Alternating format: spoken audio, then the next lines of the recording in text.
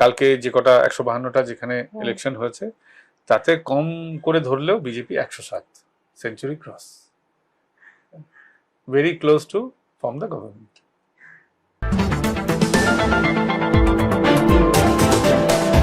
এবারের নির্বাচনে আপনি রাস্তাঘাটে কথা বললেও বুঝতে পারবেন। দেখুন এবারের নির্বাচনে একটা মার্ডার হয়নি, একটা ইনসিডেন্ট, বড় ইনসিডেন্ট হয়েছে দাঁতনে, আর কুমারগ্রামে একটা ইনসিডেন্ট হয়েছে।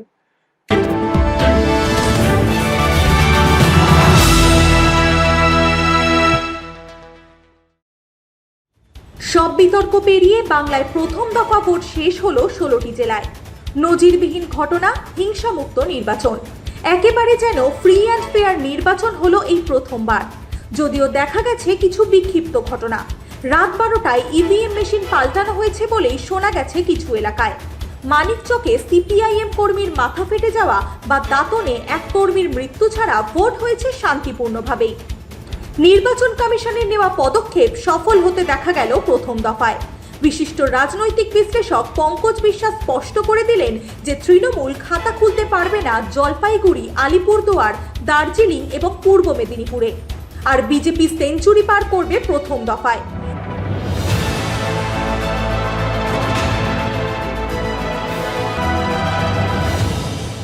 ডিস্ট্রিক্ট ওয়াইজ আপনি বিজেপি, টিএমসি, সিপিআইএম, জেইউপি সিট প্রেডিকশন। আমরা যদি উত্তরবঙ্গ দিয়ে শুরু করি, কারণ উত্তরবঙ্গই এবার ভোটের মধ্যে সব থেকে বেশি, যেটা নিয়ে জল্পনা কল্পনা। কুচবিহারে 9টা সিট রয়েছে। গোটা উত্তরবঙ্গে কিন্তু বিজেপি অবিশ্বাস্য ফল করবে, এটা আপনি কিন্তু মিলিয়ে নেবেন। উত্তরবঙ্গে বিজেপির 2024-এ একটু ফলাফল এদিক ওদিক নড়বড় করেছিল, কয়েকটি জেলা বাদ দিয়ে কিন্তু অনেকটা জায়গায় বিজেপি কিন্তু তাদের ফলাফল ভালো করবে বা বিজেপি কামব্যাক করছে। উত্তরবঙ্গে এবার কোচবিহারে 9টা আসন রয়েছে। 9টার মধ্যে টিএমসি একটি আসন, অর্থাৎ সিতাই আসন বাদে অন্যান্য জায়গায় টিএমসি কিন্তু ভালো ফল করবে না, জিততে পারবে না। সিতাই আসন নিয়ে একটু গন্ডগোল আছে, ওখানে তৃণমূল কিন্তু জিততে পারে এরকম সম্ভাবনা তৈরি হয়েছে। আলিপুরদুয়ারে 5টা আসন রয়েছে, আমি গ্যারান্টি দিয়ে বলতে পারি এখানে তৃণমূল খাতা খুলতে পারবে না। বিজেপি 5টার 5টাই এখানে নিতে চলেছে। জলপাইগুড়িতে 7টা আসন আছে, এখানেও তৃণমূল কংগ্রেস খাতা খুলতে পারবে না, 7টার 7টাই পাবে। দার্জিলিং, কালিম্পং, ওখানে জিটিএ সহযোগিতা নেওয়া যতই মমতা বন্দ্যোপাধ্যায় চেষ্টা করুন, দার্জিলিং কালিম্পং মানে পাহাড়ের যে আসনটা, দার্জিলিং কালিম্পং মিলিয়ে 6টা আসন পাহাড়ের জেনুইন আসন রয়েছে, এখানেও তৃণমূল কংগ্রেস খাতা খুলতে পারবে না, আপনি মিলিয়ে নেবেন। উত্তর দিনাজপুরে তৃণমূল এখানে একটু আশানুরূপ ফল করবে, তৃণমূল এখানে একটু কামব্যাক করবে, এটাই হচ্ছে তৃণমূলের সব থেকে ভালো জায়গা উত্তর দিনাজপুরে। এখানে 9টা আসন আছে, আমার হিসেবে বিজেপি এখানে 5টা, খুব ভালো হলে 6টার বেশি পাওয়ার কথা নয়। তৃণমূল এখানে 4টি আসন পাবে। দক্ষিণ দিনাজপুরে আসি, এখানে 6টা আসন আছে। বিজেপি এক সিটে এগিয়ে থাকবে আপনি বলছেন? হ্যাঁ অবশ্যই। গোটা উত্তরবঙ্গে বিজেপির এই 54টা যে আসন, এটা বিজেপির একদম ক্রিম জোন। তারপরেও কটা জেলা আছে, কিন্তু এটা একদম বিজেপির ক্রিম জোন। গৌতম দেবকে তো বিজেপি ড্যামেজ করেনি, গৌতম দেব নিজেই ড্যামেজ হয়েছেন। ওখানে সৌরভ চক্রবর্তী বলে উত্তরবঙ্গে এক নেতা ছিলেন, আজকে সৌরভ চক্রবর্তীকে খুঁজে পাওয়া যায় না, ওখানকার নেতাকে তৃণমূলই শেষ করেছে। সাউথ দিনাজপুর, দক্ষিণ দিনাজপুর, এখানে 6টা আসন আছে, একটি কুমারগঞ্জ আসন বাদ দিয়ে তৃণমূল এটাও কিন্তু, এখানেও কিন্তু ভরাডুবি হবে, এখানেও 5টা আসন ভারতীয় জনতা পার্টি পাবে। এবার আমরা মোটামুটি একটা উত্তরবঙ্গ প্রায় আমরা শেষ করে এলাম, আমরা এবার সমতলের দিকে আসছি। মালদা আসনে, মালদাতে 12টা আসন রয়েছে। এই মালদাতে এবার বিজেপি একটু ধাক্কা খেতে চলেছে। তো মালদায় এখানে বিজেপির 5টা থেকে 7টা আসন হতে পারে, আমি সর্বনিম্ন 5টা ধরেই এগোচ্ছি, কারণ মুসলিম পপুলেশন বেশি। 5 থেকে 7। কংগ্রেস এখানে 3 থেকে 4, কংগ্রেসের মালদায় প্রথম খাতা খুলতে চলেছে। এবং তৃণমূল সত্যি ভরাডুবি মালদাতেও, তৃণমূল এখানে 1 সর্বোচ্চ 2, এর বেশি কিন্তু হবে না। অর্থাৎ আমরা তৃণমূল এতদিন দেখেছি যে Trinamool either Trinamool or BJP, Congress আর সিপিএম এর খাতা কিন্তু খোলেনি। এবারে কিন্তু কংগ্রেস বিধানসভায় তাদের বিধায়ক পাঠাবে, এটা আমি জোর গলায় আপনাদের দর্শকদের বলে দিচ্ছি। এবার আসি মুর্শিদাবাদে, এখানেও কিন্তু কংগ্রেসের একটা ঠিকঠাক আসন হবে, এবং আলটিমেটলি যখন আমরা দেখবো যে বিধানসভা গঠন হচ্ছে, তখন কিন্তু কংগ্রেস একটা ঠিকঠাক আসন পাঠাবে। মুর্শিদাবাদ একটি অনেক বড় জেলা এবং মুসলিম বহুল জেলা, 60%-এর উপরে মুসলিম পপুলেশন এখানে রয়েছে। এখানে হিন্দু পপুলেশনও বেশ কয়েকটা জায়গায় কনসলিডেট আছে, সেই কারণে বিজেপি 4টা আসন এখানে পাবে, তৃণমূল এখানে 10টা আসন পাবে, কংগ্রেস 5 থেকে 6 ধরে রাখুন। হুম। এবং জনতা উন্নয়ন পার্টি, যিনি এত দহরম বহরম করেছেন এতদিন, বিরাট তীর মেরে নেবেন বলেছিলেন, কিন্তু আলটিমেটলি তীর মারতে পারবেন না। খুব বেশি হলে 2টো আসন তিনি পাবেন। আমরা 2টো ধরে এগোচ্ছি। মুর্শিদাবাদে তৃণমূল যতই আমরা বলি, তৃণমূল একটু ঠিকঠাক রেজাল্ট কিন্তু করছে অন্য উত্তরবঙ্গের অন্য জায়গার তুলনায়, কারণ ওখানে তাদের সাংগঠনিক জোর ভালো আছে। এবং হুমায়ুন কবির যতই মিডিয়াতে পপুলারিটি গেইন করুন না কেন, মিডিয়াতে পপুলারিটি গেইন করা আর রাজনীতিতে ক্যাডার একত্রিত করা, ভোটটাকে কনসলিডেট করা, এটা অনেক বড় ব্যাপার। আর হুমায়ুন কবির ওই হিন্দিতে বলে বড়বলা আর কি, একটু বেশি কথা বলেন।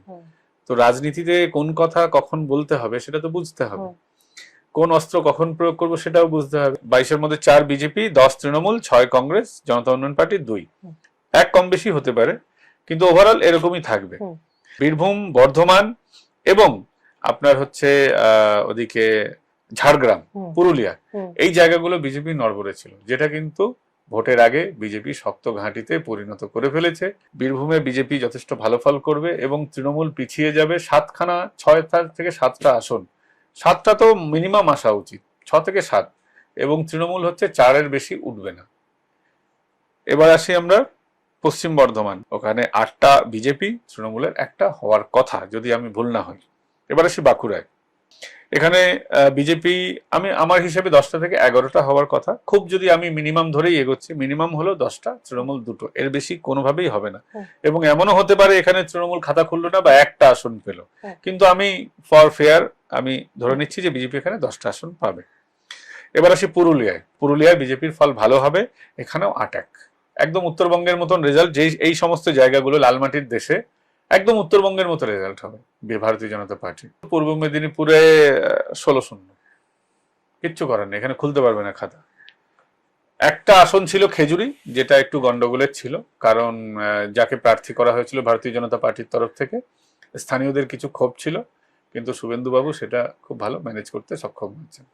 এমনিও খেজুরির বাইরে আমরা ওখানে কোনো আসন ধরছিলাম না, কিন্তু যেভাবে ওখানে ইলেকশন হয়েছে গতকাল খোঁজ নেওয়ার পর আমি বুঝতে পারছি যে খেজুরিতে ক্ষোভ প্রশমন করতে শুভেন্দুবাবু সক্ষম হয়েছেন। এবার আসি ঝাড়গ্রামে, এখানে তৃণমূল 1টা আসন পেতে পারে, সেটা হচ্ছে বিনপুর, এবং এটাও আমি বলবো ক্লোজ ফাইটের, কিন্তু তাও আমি তৃণমূলকে দিয়ে রেখেছি। এটা 1টা হচ্ছে তৃণমূল, বাদবাকি 3 হচ্ছে ঝাড়গ্রামে। এবং এখানে ওই কর্মী আন্দোলনের একটা ইকুয়েশন ছিল, দিলীপ বাবুর সময় একটু ক্ষোভ টোভ হয়েছিল ওখানে, কিন্তু সেগুলো সর্ট আউট করা সম্ভব হয়েছে। এবার আসি পশ্চিম মেদিনীপুর, এখানে 15টা আসন আছে। এসব জায়গায় ঘুরে দেখে যা বুঝেছি সেটা হচ্ছে 10-5, এবং আমি দায়িত্ব নিয়ে বলছি এই 5টা আসনও তৃণমূল খুশি হবে, মানে 5টা আসনও পাওয়ার কথা ছিল না তাদের। 10-5 এখানে, এবং কালকে যে কটা 152টা যেখানে ইলেকশন হয়েছে তাতে কম করে ধরলেও BJP 107, century cross, very close to form the government. কেন হলো না ক্রাইম ইন্ডেক্সটা এবারের নির্বাচনে কেন হলো না এই কারণে বলছি। দেখুন, সব থেকে বড় ব্যাপার হচ্ছে এবারের নির্বাচনে আপনি রাস্তাঘাটে কথা বললেও বুঝতে পারবেন। দেখুন, এবারের নির্বাচনে একটা মার্ডার হয়নি, একটা ইনসিডেন্ট, বড় ইনসিডেন্ট হয়েছে দাঁতনে, আর কুমারগ্রামে একটা ইনসিডেন্ট হয়েছে। মমতা বন্দ্যোপাধ্যায় বলেছেন নাড়ু খাওয়াবো, যারা বিজেপি করছে তাদের নাড়ু খাওয়াবো। তো এর ইনার মিনিং কি এটা তো সবাই বোঝে। অভিষেক বন্দ্যোপাধ্যায় বলেছেন ডিজে বাজাবো, এর যে ইনার মিনিং কি সবাই বোঝে। তার কারণ ডিজে বাজানোর গল্প এর আগে জ্যোতিপ্রিয় মল্লিক, হাবড়ায় যিনি এবারও প্রার্থী হয়েছেন, জেল খেটেছেন, সেই জ্যোতিপ্রিয় মল্লিক ডিজে বাজানোর কথা বলেছিলেন। তারপর উত্তর 24 পরগনায় যে ম্যাসাকার হয়েছিল সেটা আমরা 2021-এ পোস্টপোল ভায়োলেন্সে দেখেছি। মুসলিম ট্রেন্ড উত্তরবঙ্গে কেমন, মানে এই 16টি ডিস্ট্রিক্টে কেমন ছিল? দেখুন, মুসলমানদের ক্ষোভ রাজ্য সরকারের প্রতি যেমন আছে, ভারতীয় জনতা পার্টিরও প্রতি আছে। ভারতীয় জনতা পার্টি যেহেতু কোনো মুসলিমকে ক্যান্ডিডেট করে না, তাদের একটা ক্ষোভ থাকে। বিজেপিরও বক্তব্য হচ্ছে যে আমাদের 1%ও ভোট পাই না আমরা ওদের। তো যেখান থেকে ভোট আসে না, ভোট মানে তো হার জিতের ব্যাপার থাকে। মমতা বন্দ্যোপাধ্যায় মুসলমানদের মতো করে আচরণ করেন, কখনো ইফতার করেন, নামাজ টামাজ পড়েন, উল্টো পাল্টা বলেন, ঠিক আছে, কিন্তু চেষ্টা করেন তিনি ওদেরকে টুপি পরাবার। তারা বহু জায়গায় টুপিটা পরে, কিন্তু আপনি দেখবেন যে যেখানে 70%, 80%, 90% মুসলিম পপুলেশন আছে, যেই সমস্ত এলাকায় বলছি, সেখানে আবার দেখবেন কিন্তু তারা তৃণমূলের পক্ষে নেই। যেমন দেখুন ভাঙড়, মানে একচেটিয়া মুসলিম পপুলেশন। ভাঙড়ে আপনি দেখুন তৃণমূলের সঙ্গে কিন্তু আইএসএফ এর সরাসরি টক্কর হয়, তখন কিন্তু তারা তৃণমূলের সঙ্গে একটা অংশ থাকে না। ফলে যেখানে মুসলিম মেজরিটি হয়ে যাবে তখন কিন্তু তারা মমতা বন্দ্যোপাধ্যায়ের দলটাকেও অনেক ক্ষেত্রে নাপসন্দ করে। আপনি বারুইপুর পূর্বে যেখান থেকে আরাবুল এবার দাঁড়িয়েছেন, আরাবুল জেতার মতন জায়গায় আছেন বলে এখন অব্দি মনে হচ্ছে। এটা ভোটিং কিভাবে হয় সেটার উপর অনেক কিছু নির্ভর করবে। আপনি বসিরহাটে যদি যান, বসিরহাটেও বেশ কয়েকটা আসনে দেখবেন ওখানে আইএসএফ 2 নম্বরে আসে। ঠিকঠাক ভাবে যদি ভোট হয় সেক্ষেত্রে আইএসএফ 1 নম্বরে উঠে আসবে কিনা এই মুহূর্তে বলতে পারছি না, ভোটের পর আমি বলতে পারবো। আপনি আমডাঙ্গায় দেখুন, সেখানে আইএসএফ অনেকটা শক্তিশালী। উত্তরবঙ্গের বেশ কয়েকটা আসনে মিম শক্তিশালী হয়ে উঠেছে। ফলে মুসলিমরা একচেটিয়া ভাবে মমতা বন্দ্যোপাধ্যায়কে পছন্দ যেমন করে না, এটা যেমন ঠিক।